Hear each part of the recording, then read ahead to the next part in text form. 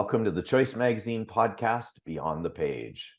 Choice, the magazine of professional coaching, is your go-to source for expert insights and in-depth features from the world of professional coaching. I'm your host, Gary Schleifer, and I'm thrilled to have you join us today. In each episode, we go beyond the page of articles published in Choice Magazine and dive deeper into some of the most recent and relevant topics impacting the world of professional coaching. Exploring the content, interviewing the talented minds behind the articles, and uncovering the stories that make an impact. Choice is more than a magazine.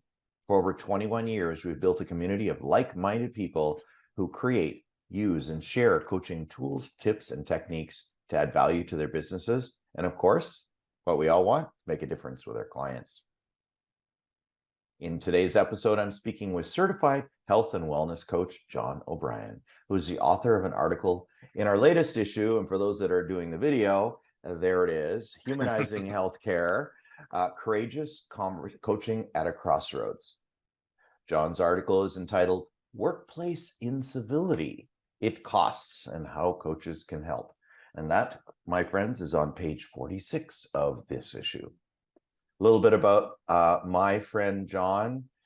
With over 3 decades of experience, John O'Brien is a seasoned expert in guiding individuals through significantly stressful life situations and transitions by offering practical and actionable strategies to navigate them with ease. Through his programs, John equips clients with tangible skills and concrete tools that empower them to swiftly reduce stress levels and enhance personal wellness, leading to immediate positive transformation. John is an ICF ACC certified coach and a certified health and wellness coach through the National Board of Health and Wellness Coaches. So he's impotent. In his spare time, John enjoys, and this I did not know, motorcycling, didn't know that one, skiing, biking, and further developing his ability in Deutsch. Er kann Deutsch sprechen. German, for those of you that don't speak German. With a name like Schleifer, I better know a little bit something. He also serves as full-time staff to his gifted cat, Shahdi. Did I say that right? You said that right, and Shahdi appreciates it. Oh, bless. And I have the good fortune of having known John for a long time through the Gay Coaches Alliance. We work together on committees, et cetera, and I'm happy and thrilled to call him my friend. Thank you so much for joining me today, John. Oh, thanks for having me. Oh, it's like old home week. All right, exactly. It's like old home week here. Yeah. Okay. What are we talking about in today's committee meeting, John? No. Right. Okay. I know the answer to this, but why did you write this article? What happened? Well, I had been, I've worked with clients for many years, but in the past, probably 8 years, 10 years, have seen a significant rise in what I have thought of as kind of rude or uncivil behaviors. And then Christine Porath, who's kind of one of the gurus in the field of incivility, whose research really serves as the foundation for this work, presented at a conference. Rather, just a funny aside, while she was presenting on incivility, a member of the audience naturally was uncivil to her. So I thought, there it is in the moment. Really just like, oh my goodness. Wow. Well, wow. That person was there for a reason. Correct. But so that really having a language for this and understanding more about it, in this presentation I heard in 2017 caused me to look more deeply at this topic for how it was relevant to our society, but also to my developing coaching practice and work with clients. Oh, great. And what do you define as incivility? Well, it's, in the workplace, people talk about it as kind of seemingly inconsequential, but really inconsiderate behaviors that are outside what we expect, whether ways people expect to behave in the workplace. And you can translate that to just to life in general, when people engage in behaviors that aren't necessarily intentional, like bullying, but are inconsiderate or rude and have an impact on the target of the behavior. How does it relate to the term or to the experience of microaggression? Ah, um, so I think, I mean, I'm not an expert in microaggressions. So for any of our Right. listeners who are out there who are, I just want to say this is the way that I Yeah. think about it. But Yeah. I mean, I think some people might put microaggressions in the category of bullying. Um, if if some of those are, I mean, usually a microaggression is something that's done in, without intention, Mm, without awareness, which is more of what is incivility, uncivil behaviors. It doesn't, people don't mean to be rude or hurtful. So the short answer to your uh, question is, I think about microaggressions as a subcategory of incivility. yeah. Wow. And thank you for the distinction between incivility and bullying. And you wrote clearly Mhm. about that in your article as well, right? I mean, there was a simple example of leaving dishes in the communal sink at work. It's right. So, who do you think is going to clean that up kind of thing, right? And just, that kind of behavior. Yes, and that's the hilarious thing is that's something from my own experience. There's there's a dish lever in my office, so I get to not just spout this stuff in my wisdom, but I get to actually try to practice it in Yeah. my own life. Um, It's so interesting that I have this article in hand and we just published it. I was just yesterday speaking with a client, and I'm glad I had this at hand to mhm, remind me the possibilities of helping my client, because she had, I think it was incivility. It wasn't bullying. It was just mhm. clearly a I know better than you kind of attitude thing. And it was a shift. It was almost like a bipolar. So I'm not quite sure. Jury's still out yet on that, on what we need to do. And thank you for putting in here what coaches can do. So Yes. but before we get into the practical aspects, you spoke a lot about that, like in the title, it costs. So, Mhm. put that into this answer of how is the relationship between, like, how do you connect incivility and stress? Aha. Okay. So it's a, I don't know if the right term is a bivalent, but it's a sort of two ways or chicken and egg kind of approach here because um, that experiencing incivility from others creates stress, and as the instances of incivility mount up, the person who's kind of the target who's experiencing it, their stress is going to mount. So there's that effect, but there's also the effect that the more stressed people are, the more likely they are to engage in uncivil behaviors, Oh, wow. The gift that right? keeps on giving. Right. So, and I think there's a lot, especially a lot of work in leadership assessments that talk about, like the Hogan that talks about who are people when they're at their worst, like Mm, when they have what are called derailing behaviors or sort of stress-related negative behaviors. And I would think about incivility as one of them. yeah. Wow. Um, you wrote about how coaches can help, and I'm just curious about what can we do, or what can, like, when what happens to us, what can clients do on their own? Let's say they're between coaching or something like that. Any things that pop to mind?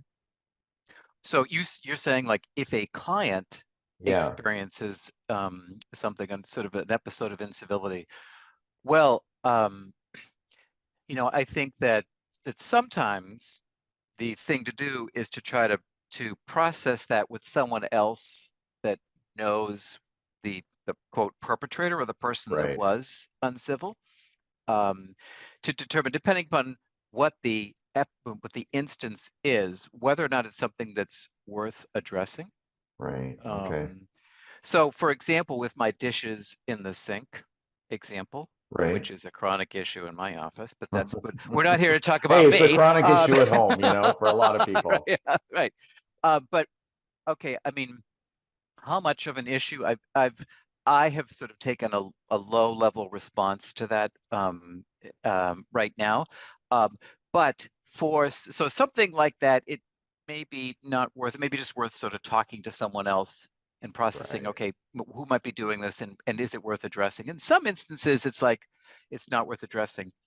In another instance in which perhaps it is worth addressing, um, there's a whole lot to unpack there, but my brief advice would be take some time to sort of consider, is this person who has engaged in uncivil behaviors um, open to feedback? Mm, And are you in a position, if it's someone who's a boss yeah. of yours, they may or may not be open to feedback. And sometimes bosses aren't, right? Yeah. And so you really have to just determine, okay, is the whoever is the kind of perpetrator that's engaged in this behavior, are they actually open to feedback? And if they aren't, then you have to figure out how are you going to be able to manage your own frustration with that. But if they are, to take the opportunity, don't send your response or frustrations in an email. Mhm. Ideally, it's an in-person or video or perhaps phone conversation, but in which you talk to, I always advise people, talk to people about the idea that I really believe you didn't mean this to Mm, be hurtful or offensive, but when you said X, that was really hurtful or frustrating. That's kind of the general outline I would offer to people, but to think about yourself as empowered to be able to talk to the person depending upon the circumstances. yeah, truly. It's funny, you remind me of the example you gave of coaching a leader whose direct reports were claiming that he was being incivil, and he did it to you, and you went Yes. Yeah. basically, see, that's what they're Yeah. talking about. Right. It's like the song in the 80s, whoop, there it is. Right. I mean, Yeah. that was basically, and the other challenge I think I'll just say for coaches in that instance is we want our clients to like us, and we want our clients to feel supported and encouraged. But sometimes that also means challenging behaviors. Hmm. And we don't necessarily win friends with our clients Yeah. sometimes, depending upon their level of openness. And he was not very open when I initially pointed this out. I mean, it was like, Mm, it was tense for the rest of the session after that. But to his credit, he went away and came back and thought about it. yeah. Right? Coaching happens between the sessions. Yes. Yeah. Right. We're not, and technically we're not paid to be their friends. Of course, we Correct. all love them. Yep. And I was always given the advice, coach risking to be fired, Hmm. right? Like, don't hold back. Don't worry about getting fired. And to your example, it's like he's a better leader and more likely respects you for having the chutzpah to do it, to say it Right. and talk about it. And so, using that example, so weird question, but do you find that the people that are talking about incivility are usually the perpetrators? Um, Or do we I all would do it at one time or another, depending on the people, the situation? I mean, the old expression, we have seen the enemy and it is us. I think that, I, I mean, I think we all engage in uncivil behaviors. Um, and that's just a part of being human.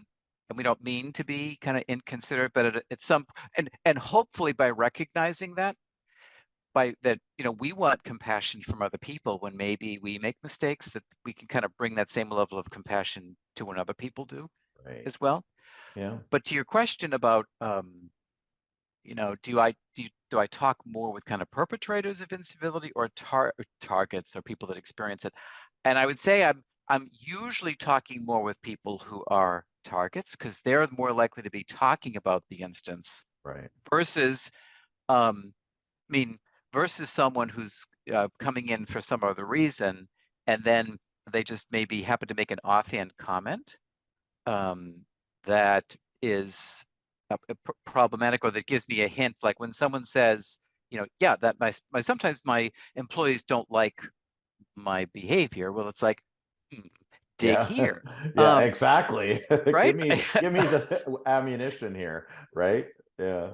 Right. And the thing is, it's hopefully, and in the instance that I wrote about, I mean, that was part of what this leader was wanting to understand. He's like, I don't get why people get offended, or and so, and he did, I think, appreciate that in the end. Yeah, they usually do. Well, Mm, because we're like, it goes back to not being their friends. We're there to tell them the truth, point out what we see, reflect back, like all our tools as a coach. yeah. I mean, and people. People can sometimes say that they want the truth, but they don't really want the truth, or Yeah. they struggle with the truth, and again, the truth as we're seeing it, right? Yeah. The truth as we see it. So, Yeah. I should have asked this earlier, but are there different types of incivility? what a great question. So yes, Yeah. there's interpersonal. This is what we probably typically think of Uh-huh. is, gossiping or snide remarks in, meetings about people, or just in meetings. So there's the interpersonal incivility, but I think a growing and perhaps even more prominent variation now of incivility is cyber incivility. Right. You know, I mean, and I think being fueled right now by social media. Yeah, and Um, the relative anonymity of it. Right. But think about even in, for example, Zoom meetings like this, in large Mhm. Zoom meetings, people will be messaging each other about the presenter or other people, or even just in the public forum chat, be making negative comments, rude comments, uncivil comments. Um, and and I think that maybe the computer environment gives people this, if not sense of anonymity, a sense of distance that makes them feel safer to do things like that. So there's the interpersonal, there's the cyber, and then the victim, what's called victimless, which Hmm. is just my example of dishes in the sink or leaving a copier jammed and just walking off so the next person that comes, they can't use it, or leaving Mm. this much coffee in the group coffee machine. So when you get just very little and have to make a whole new pot. Yes, that's Yeah, that's a little irritating. that much stuff in the fridge, and there's not Right. another container, so you have to go shopping for it. Oh, I'm getting into my personal life now. No, Oh. no, that's great. Thank you so much. And Mhm. shifting again. So you spoke very clearly about the cost to work, reduced productivity, increased absenteeism and resignations, quiet quitting. We've heard a lot about that. Mhm. Toxic work environment. Talk to me about the ripple effect.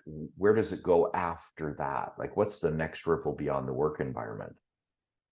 Um, so, well, certainly, let me just say that there can be these episodes of incivility and effects in a boss supervisee relationship, that then the ripple effects go out to other people on the team, or depending upon the level at which this is happening, it can sort of spread to ultimately an entire department or even organization. There are that it can be kind of cancerous in that it infects and Right. creates really toxic Wow. environments, not just in certain departments, which is possible, but then in the larger organization. Yeah. But I think what you're also getting at is then beyond the work environment, people then carry their frustrations from these behaviors home. And oh boy, they are expressing directly or indirectly their stress and negativity to others in their work environment. They may be coming home and very tearful or upset and distressed, and then their partner or family members having to comfort them. That can lead to also health concerns, and some things like headaches or chronic stomach aches, ulcers, and that sort of thing. But even and this is a point I make, is that not just in this article but other work I'm doing, that the the increase in stress can ultimately even lead to more chronic illnesses like cardiac disease or cancer, because that's Answer. what stress does over time, it's right? it's becoming less of a surprise to me that when people come up with sorry don't when they experience these long-term illnesses, that it's related to their life somehow, right? It's not just the physical environment, it's also the mental environment, Absolutely. right? Absolutely. Yeah, Yeah. sad. Yeah. Wow, this is great. What else did you want to say that you didn't have room for in the article? I have a feeling there's tons more.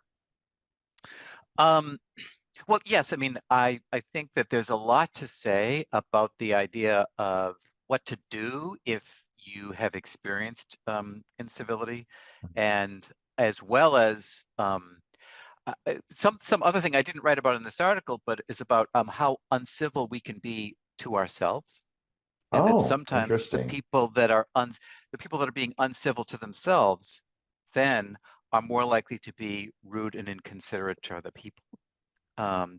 So this may be a shameless act of self-promotion, but to that point, I've actually completed a book manuscript that my intention is to Woohoo! publish in 2024 that really gets at this question about how do you manage incivility that you're engaging in against yourself, or how do you manage kind of episodes of incivility from other people? And it's a mindfulness-based approach. Well, I look forward to that, and you're going to keep us Yeah. posted, and we'll let our audience know about that. Yes, I sure will. I sure will. What else would you like our audience to do as a result of this article and this conversation? So keep an eye on the book. Keep an eye on the book, right? Yeah. Feel free to connect with me on LinkedIn. I'd love to network with other people who may have interest in this topic of incivility. And I think you're gonna have a link for my Yep. LinkedIn. Okay. Yes, we will. Okay, good. And people are welcome to go to my website, which is activatesuccess.org, not .com, activatesuccess.org. And if you go to the resources section, there's a number of mindfulness activities, and I also have something that's called the Wall of Wellness, which is this is a free gift, that if people want to, they can download themselves, and it's just a single sheet that has what looks like a wall, a fence with different fence posts, and it's a way for people to rate where are they in terms of their wellness right now, and what are areas of strength and what are areas that need to be developed. So, Wow, that's cool. I look forward to that. yeah, Activatesuccess.org, John O'Brien, LinkedIn, and we'll have those attached to this episode as well as the article. great. John, thank you so much. I'm really glad that you took up the mantle to talk about this. It's a very interesting topic. I hope you don't be a one-hit wonder. Write for us again. Maybe something comes out of your book that you might want to write about. We're happy to put it into consideration for publication, and then we'd have to talk again. Yes. Well, thank you so much for encouraging me to write for Choice. It's been a pleasure to do so and to do this podcast. And yeah, I look forward to future collaboration. So thank you, Gary. Yeah, my pleasure. Thank you. That's it for this episode of Beyond the Page. For more episodes, subscribe via your favorite podcast app. And we know that a lot of people subscribe to us through Apple and Spotify. Just type in the word choice and coaching, and you're most likely to see all of our episodes. If you're not a subscriber to Choice, you can sign up for your free digital issue of Choice magazine by going to choice-online.com and clicking the Sign Up Now button. I'm Gary Schleifer. Enjoy the journey to mastery. Thanks, John. Thanks, Gary.